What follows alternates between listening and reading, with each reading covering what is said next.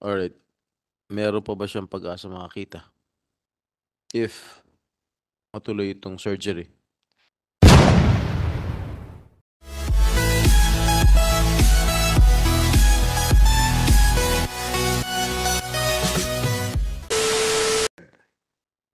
The family of Miss Elby Vergara to have a medical checkup and brought to the Philippine General Hospital by the Senate clinic. May we know from the resource person, the appropriate resource person present here? I think Philippine General Hospital is present here, as well as the Batangas Medical Center. May we know the results of the physical examination conducted by the medical authorities coming from the Philippine General Hospital? Sino magkasalita? And if you have a PowerPoint presentation, Yes, we have a the prepared committee slide. will- So we examined, I'm Dr. Joe Poblete, together with me is Dr. Elaine Diaz. So we are from the Philippine General Hospital. So we examined Ma'am LV at our institution last September 5 with the following findings. So I'm showing the patient's right eye as examined using the slit lamp examination. No? Isang uri po ng aparato para mas makita natin yung mas maliliit na detalye ng mata. Ito ho yung itsura ng kanang mata ni Ma'am LV. Nakikita ho natin, no? Meron hong puti sa gitna na bilog, no? Sa kristal ng mata or cornea. So before that, you are a specialist, eye specialist. Yes po. Ophthalmologist. Yes, sir. Alright. Yes, Your Honor. So what we're seeing po is calcific plaque, no? Parang kaliskis po, no? Sa kristal ng mata. At bukod ho doon, yung kristal po mismo ng mata, marami ho siyang maliliit na ugat, no? Hindi na ho siya klaro ng kagaya po ng sa normal na tao. Bukod ho doon, sa ilalim po niya, meron hong parang membrane na nakita, parang balok po na tumatakip doon sa gitna ng paningin, kaya halos wala na ho siyang makita. Yung paningin ho ng kanang mata, hand movement with fair light projection, ibig sabihin, nakakaaninag na lang po ng galaw ng kamay at nakakasabi po kung saan po yung direksyon ng ilaw. Ganun na lang po kalabo yung natitirang paningin. Next slide po. Yung susunod po na larawan, ito naman ho yung kaliwang mata ni Ma'am LV. Nakikita niyo po na kakaiba na ho yung itsura. No? Ang tawag ho dito sa kondisyon na ito ay phthisis bulbi. Ibig sabihin ho, kuluntoy na ho yung mata, malambot na ho dahil sa malaking damage na tinamasa niya. No? Ano po, Doktor, ano po yung mga guhit-guhit na brown? Yan ho yung dati niyang cornea, no? Na umimpis na po. Kaya ho ganyan yung itsura. No? Yung matang po yan ay no light perception, ibig sabihin bulag na po talaga, hindi na ho nakakakita ni aninag ng ilaw. So because hindi ho kami makakita ng lagay po ng likod ng mata ni Ma'am sa kanan, nagsagawa ho kami ng additional test, no? Ocular ultrasound ho yung tawag. Next slide po. Makikita ho natin, base ho doon sa isinailalim po namin na ginawa ho namin na ultrasound, na hindi lang sa harap ng mata yung problema. No? Maging yung lente po ng mata ni ma'am wala sa tamang posisyon, maaaring na displace po, no, palikod, at mismo yung retina ho niya, yung isang bahagi po ng mata na importante sa paningin, ay may bahagi po na natuklap. No? Next slide po.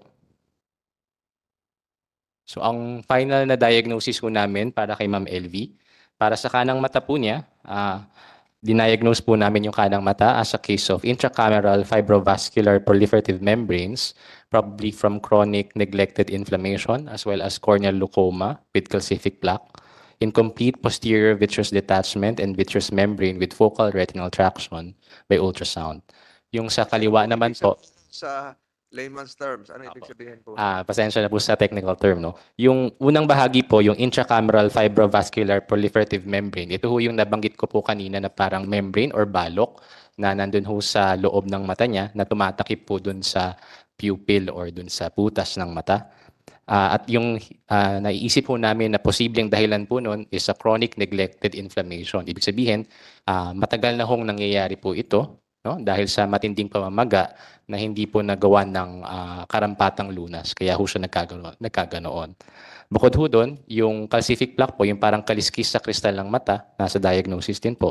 At yung nakita rin po sa ultrasound na parang may bahagi po ng retina na natuklap. no? At saka ho yung lente na wala sa tamang posisyon. Yung sa kaliwa, yun po yung nabanggit ko na lumiit na ho yung mata, nag-shrink na po, naging kuluntoy na, kaya ho ganun ho yung itsura. Ang tawag ko doon ay phthisis bulbae. Wala po sinabi niya wala sa tamang posisyon, pwedeng ilagay sa tamang posisyon, sa kanan, yung sa kanang mata. Ibalik. Kung ooperahan ho natin, tatanggalin ho natin yung na-displace na natural lens at papalitan ho natin ng artificial na lens. Ang ibig sabihin po, pag ilalagay sa tamang lugar, may posibilidad na makakita, makabanaag ng kaunting liwanag. Next slide po. Allow me to answer that using the next slide. So yung plano po natin para sa pasyente kay Ma'am LV is to offer the following surgeries po, no? Ayusin ho natin yung harap ng mata niya. Ang tawag ho doon ay anterior chamber reconstruction at bukod ho doon, ayusin din ho natin yung likod. Ang tawag ho doon is sparse plana vitrectomy, no? Yung lensectomy po, yun po yung paraan ng pagtanggal ng lente na na-displace. Tapos saka ho tayo maglalagay ng artificial na intraocular lens na tinatawag. Bukod ho doon, dahil po yung kristal ng mata po ni ma'am ay malabo na, nangangailangan po siya ng corneal transplant, no? Or optical penetrating keratoplasty. Yun ho is a major operation at kailangan po ng paghahanda bago ho siya maoperahan. Okay, Doc, with the permission of the chair. All of these are trauma-related, am I right? Trauma is one of the many possible causes, Your Honor. What are the other possible causes? Other causes can be from infection, from chronic inflammation, from metabolic causes, and trauma is just one of these possible causes. All right. Meron pa ba siyang pag-asa makakita? If matuloy itong surgery. We have advised the patient regarding guarded prognosis. Sa ibig sabihin ho, kahit gawin ho natin po yung operasyon dahil matindi na ho yung damage na tinamasa ng kanang mata, wala pong kasiguraduhan regarding the result of the operation. Na kahit operahan ho natin, hindi natin magagarantiya na makakakita ho siya. So how many percent is she blind? 100%? Left and right eye? The left eye, sir, is 100% blind, no light perception. However, the right po, meron pa siyang naaaninag na hand movement, paggalaw ng kamay, at kaya niya pa hong masabi kung saan po yung direksyon ng ilaw. Pero malabo na ho talaga. All right.